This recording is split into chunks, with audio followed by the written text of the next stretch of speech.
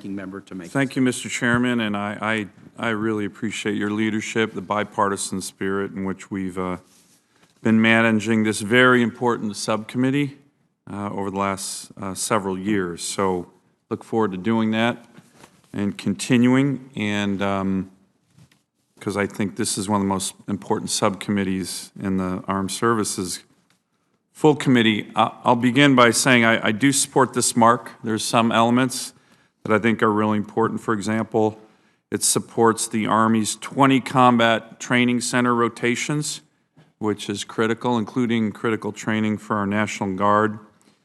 It builds on the long and painstaking process of building additional dry docks for the Navy, which I think is going to be increasingly important. And from a military construction aspect, the mark supports more than $1 billion in unfunded requirements sources, not from cutting projects, but making strategic increments based on execution trends. And while I support this mark, I believe we can do more in the full committee, and I'm hopeful we can do that as we engage in a bipartisan discussion over the next few days. It is clear we are entering a new era in our military with regard to great power competition with China. I think most of us agree with that. People who focus on these issues agree with that. It's been a bipartisan issue.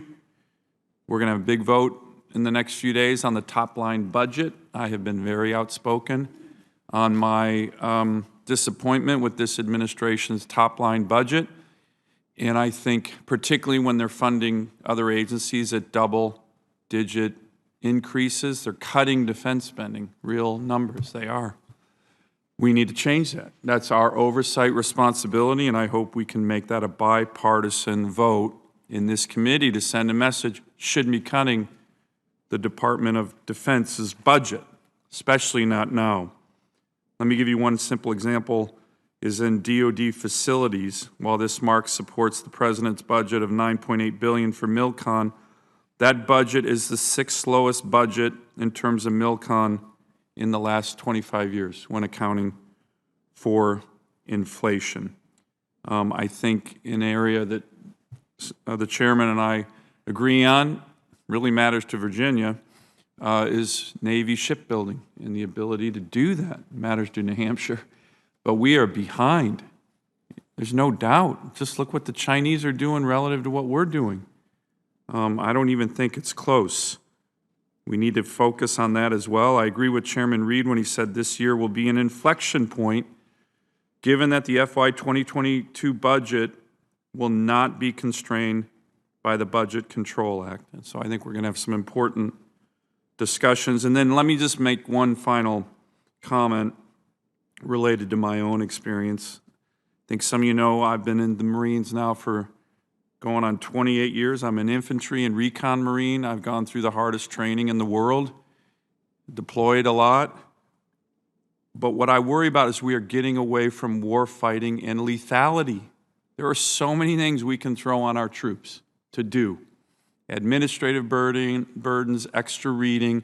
The number one thing we need to focus on, especially this committee, is to make sure we have the most lethal force in the world, that when they go to war, they come home alive.